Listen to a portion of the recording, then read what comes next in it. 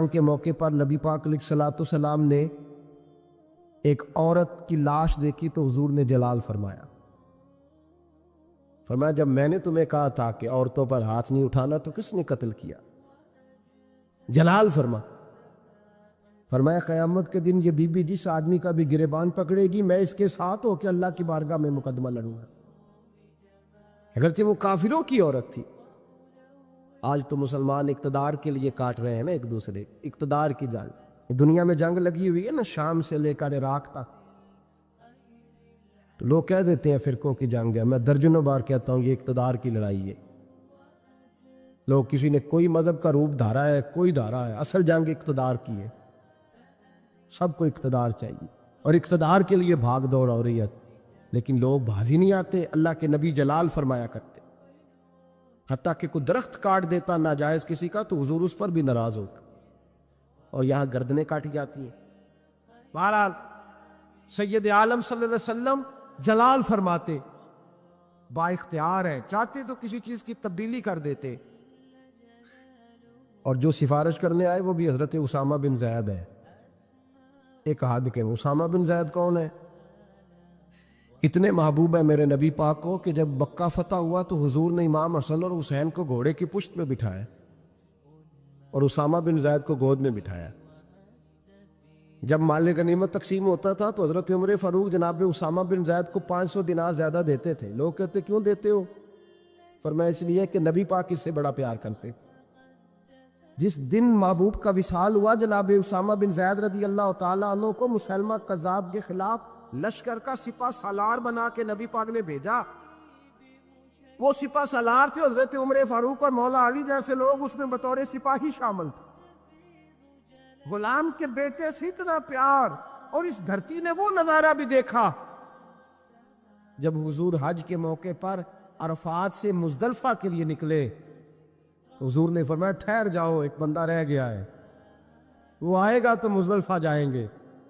تو کچھ نو مسلم صحابہ تھے، وہ کہنے لگے ہم نے سوچا کسی قبیلے کے سردار کی بات ہو رہی ہے، لیکن تھوڑی دیر گزری تو کالے رنگ اور موٹی ناک والے اسامہ بن زید آ گئے۔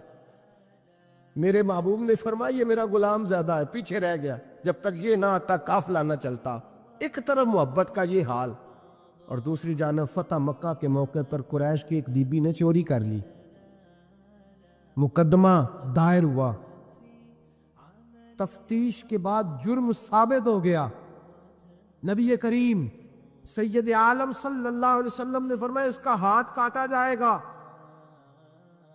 وہ لوگ حضرت اسامہ بن زید کے پاس آئے اور بڑی حکمتیں بیان کی، بڑے دلائل دیے، بہت ساری باتیں سمجھائیں، کہنے لگے ابھی نیا نیا کلمہ پڑھا ہے، ذرا دین میں آ جائیں گے، تھوڑے سے سمجھ جائیں گے، پھر حد قائم ہوگی تو بھاگیں گے نہیں، ذرا انہیں آ لینے دو، سمجھ لینے دو۔ نبی کریم علیہ الصلوۃ والسلام سے کہیے تھوڑی سی حضور رعایت کر دیں، ذرا قریب آئیں گے تو حد جاری ہو جائے گی۔ حضرت اسامہ بن زید تیار ہو گئے، انہیں پتا تھا کہ حضور میری بات کبھی لوٹایا نہیں کرتے۔ جناب اسامہ کہتے ہیں میں حضور کے قریب آ کے بیٹھا، اور میں نے بیٹھا نا جب حضور کے پاس تو بات کوئی نہیں کی، سرکار نے رخ پھیرا، کیسے آئے ہو؟ عرض کیا یا رسول اللہ، سب کہیے گا صلی اللہ علیہ وسلم۔ میں نے عرض کی حضور ایک چھوٹی سی بات کرنی تھی، تو حضور نے فرمایا کرو۔ یا رسول اللہ بات ذرا مشکل ہے، فرمایا تو کر تو صحیح۔ حضور وہ چھوٹی سی سفارش، فرمایا بول بات کر اسامہ، تیری بات کون لوٹاتا ہے؟ جناب اسامہ بن زید کہتے ہیں میں نے کہا حضور وہ قریش کی بی بی جس پر چوری ثابت ہو گئی ہے، اگر اسے تھوڑی رعایت مل جائے تو اس کا قافلہ نیا نیا آیا ہے، قبیلہ نیا نیا اسلام قبول کیا، حضور تھوڑی رعایت مل جائے تو چلو پختگی کے بعد جیسے آپ چاہیں گے۔ میرے محبوب نے رخ پھیرا تو جناب اسامہ بن زید کہتے ہیں میرا وجود تھر تھر کانپنے لگا، بس غضب سے ان کے خدا بچائے۔ فرماتے ہیں میں کانپنے لگا، نبی پاک نے فرمایا اسامہ مجھے تو بڑا پیارا ہے، بڑا عزیز ہے، پر میں رب کریم کی حدود کے معاملے میں کسی کی پرواہ نہیں کرتا۔ جہاں تلک حدود اللہ، یہ اللہ کی حدیں ہیں، اس معاملے میں کسی شخص کی رعایت نہیں کرتا۔ فرمایا تم سے پہلی قومیں تباہی اس لیے ہوئیں کہ غریب جرم کرتے تھے تو سزا ملتی تھی، امیر جرم کرتے تھے تو چھوڑ دیے جاتے تھے، میں خبردار، تم نے جرأت کیسے کی اس معاملے میں سفارش کرنے کی؟ اسامہ کہتے میں ہامتا کامتا لرزتا مسجد سے چلا گیا. صبح کی بات تھی، جمعے کا خطبہ شروع ہوا. مدینے والے محبوب منبر پہ بیٹھے. جناب اسامہ فرماتے ہیں میرا وجود تھر تھر کانپ رہا تھا. میرے محبوب کے جملے، حضور نے بات کہاں سے شروع کی؟ فرماتے ہیں ہم سب جانتے تھے کہ نبی پاک کو سب سے زیادہ محبت حضرت جناب سیدہ فاطمہ زہرا کے ساتھ ہے، سب سے زیادہ پیار ان سے کرتے. جتنی دفعہ جناب فاطمہ آتی کھڑے ہو کے استقبال ہوتا اور فرمایا فاطمہ تو بدعۃ منی، یہ تو میرے وجود کا حصہ ہے، یہ تو میرے جگر کا ٹکڑا ہے. فرماتے ہیں نبی پاک علیہ السلام نے جملے کیا ارشاد فرمائے؟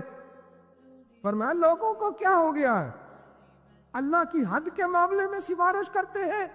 فرمایا مجھے قسم ہے اللہ کی عزت کی، اگر میری بیٹی فاطمہ بھی چوری کرتی تو میں اس کا ہاتھ کاٹ ڈالتا. فاطمہ بنت محمد کو بھی صلاح ہوتی. بھیا لفظ کیا ہے؟ محبوب نے فرمایا میں اپنی محبت پر پیر رکھتا، محبت کچل ڈالتا، لیکن اللہ کے دین کو نافذ کرتا. میں فاطمہ کے ساتھ، بات کو سمجھ رہے ہیں آپ حضرات؟ میرا جملہ آپ نے سمجھا نہیں. فرمایا میں اپنی محبت کو کچل ڈالتا، اپنی محبت کو، بولیے، اپنی محبت کو گویا کچل ڈالتا، اور اللہ کے دین کو، میں دین کے معاملے میں کسی کی رعایت، یہاں تو پیر صاحب کہتے ہیں تبلیغ کی تو بگڑ جائیں گے، ان کو کہہ دیا دین پہ عمل کرو تو یہ آئیں گے نہیں. کہتے میں تینوں خواب ویکھی سی راتی تو مینوں نظر آیا سا، بابا فرید صاحب بھی تینوں یاد کر رہے سن میری خواب.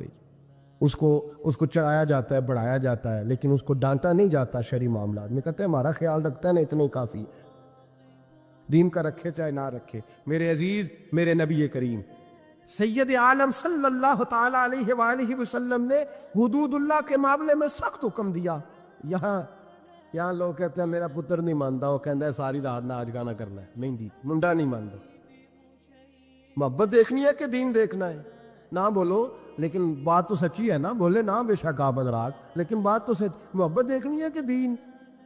چلو جنہیں بولے انہیں تو دیکھو گے نا انشاءاللہ تعالی، باقی بھی عمر دیکھ کے صحیح انشاءاللہ تعالی. بیٹے کی بات ماننی چاہیے کہ نبی پاک کی؟ باپ کی بات ماننی ہے کہ نبی پاک کی؟ بھائی کی بات ماننی ہے کہ نبی پاک کی؟ کہتا ہے جی وہ فلاں نہیں مانتا. کیا مطلب ہے تیرا؟ میرے نبی کریم سید عالم صلی اللہ علیہ وسلم نے فرمایا اسامہ تجھ سے تو بڑا پیار ہے نا، لیکن فاطمہ سے مجھے سب سے زیادہ پیار ہے. اگر فاطمہ بنت محمد بھی چوری کرتی تو میں پیار نہ دیکھتا، میں رب کا دین دیکھتا، میں حدود اللہ نافذ کرتا. حدود اللہ.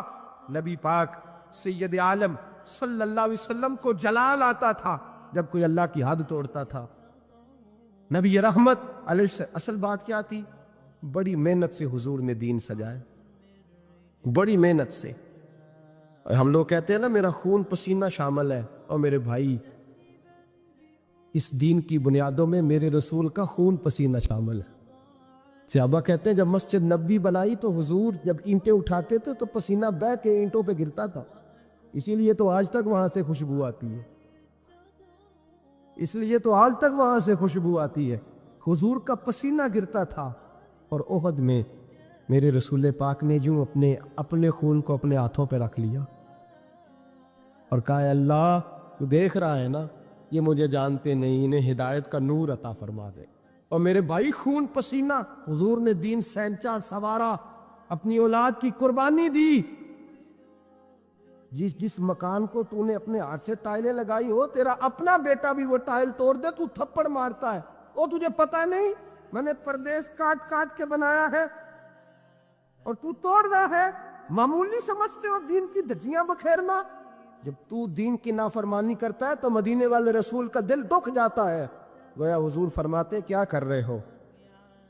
میں نے بڑی مشقت سے تمہیں دین دیا ہے، میں نے خون پسینہ لگا کے تم تک پہنچایا تھا، تم نے ایک رات میں اڑا کے رکھ دیا، تم نے چند منٹوں میں تباہی لگا دی سارے دین کی، ساری شریعت کی دھجیاں بکھیر دی. ہم یہ ڈرے ڈرے سہمے سہمے پریشان فیصلہ کرنے کی طاقت نہیں، مجھے چلنا چاہیے کہ نہیں، اٹھنا چاہیے کہ نہیں، کرنا چاہیے. اٹھ باندھ کمر کیوں ڈرتا ہے؟ پھر دیکھ خدا کیا کرتا ہے. حضرت عبداللہ ابن عباس فرماتے ہیں میرے نبی پاک علیہ السلام نے میری تربیت فرمائی. یہ نوجوان دوست میری بات لکھ لیں، پریشان